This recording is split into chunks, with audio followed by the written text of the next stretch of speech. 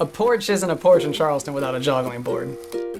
I'm Chris Outland, and I own the Joggle Factory with my wife, Christy. We started the Joggle Factory in 2010.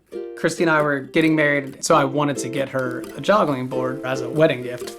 I was looking it up, trying to see if I could buy one, and never found one, so I ended up building it myself.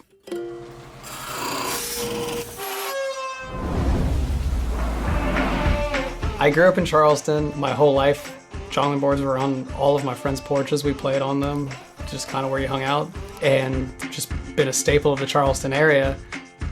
The folklore is that they used to say that a porch with a joggling board had no unwed daughters, because a boy would sit on one side, girl on the other. They weren't allowed to touch, but as they rocked and bounced, they would slide together. I enjoy history. I've always been infatuated with the design of older homes. It's really cool to see our joggling boards at historical homes in Charleston.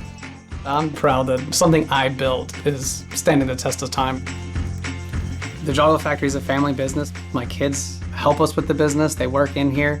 I want to leave the world a better place for my kids, and I hope what we're doing here will make an impact for them. Everything is made in-house. We paint all of our joggling boards in Charleston green.